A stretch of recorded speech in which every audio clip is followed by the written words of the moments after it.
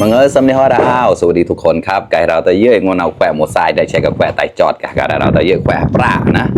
แควปลาคอยเน่าก็ดึงโม่แล้วเดินหรือก็แกะรองเราตะข้อมาคอเนี่ยทำไมแกะเลยนะตามมาปลานะก็เลิกเกี่ยหอมเราติดตามมาปลาดูเดือเราตะเยอะปลาบะหมี่วัดบอดลูกเสียงเหมือนนะตามมังมวยได้แปลงหนุกวันนาที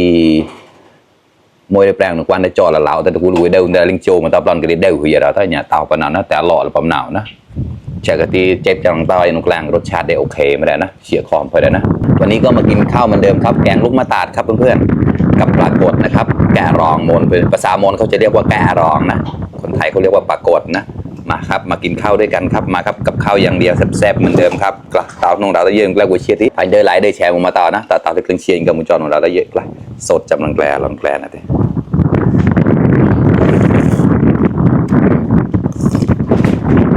ขอฮะอร่อยมากเด็ดหัดนี่เราตะเยะตามมาปลาก็เด็ดได้หัวเยอะดีนะ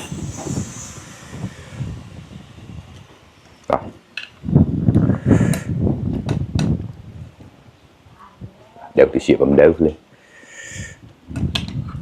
เนี่ยหอมไม้ได้ไข่ปลาครับขอมาครับแย่เลยถอดมันจะหอมมดอะลมแรงมากครับกว่าเรากว่าพาวินง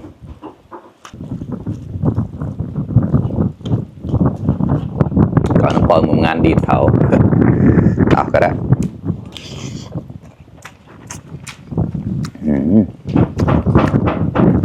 ขอบแล้วเราแจกกันที่ดิบแช่เฉยนะดิบเดือด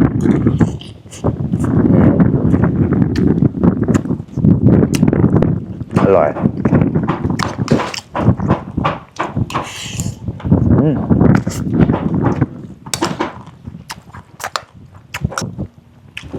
กว่าแล้วกว่า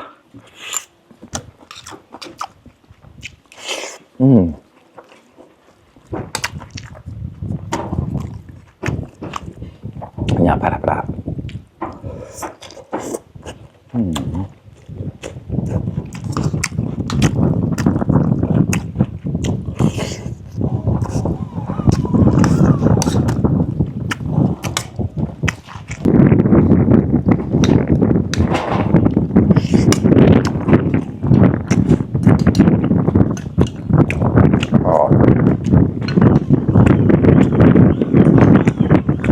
ดับเดี๋ยว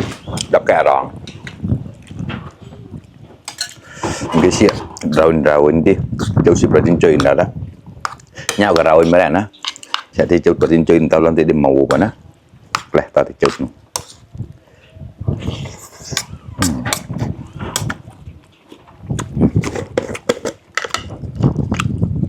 jauh protein cuy ni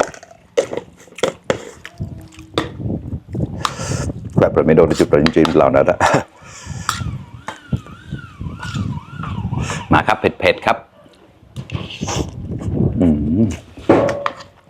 ข้อ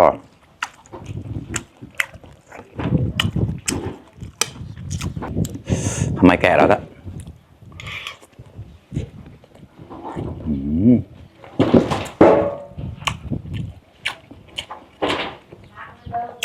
ข้อ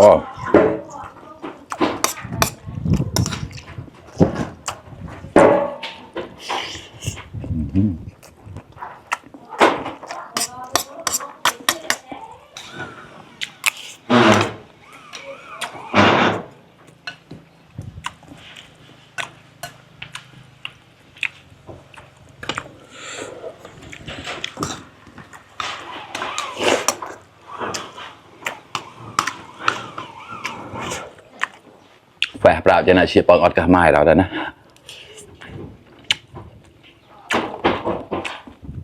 แกงลูกมะตาดเนี่ยสำหรับคนมอญนะเป็นเมนูข้าวหมดหม้อครับอร่อยชอบมากอร่อย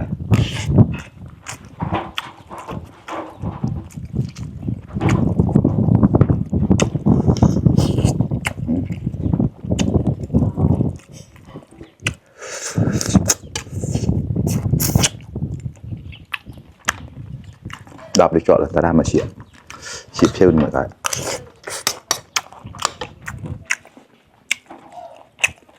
อ ยวเนี่ยถึงแกะร้อง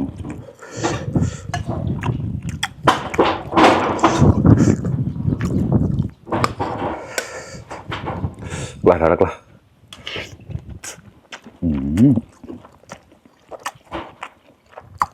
ก็แกะร้องกับปลาแล้ว8 ใจได้เราแล้วเยอะ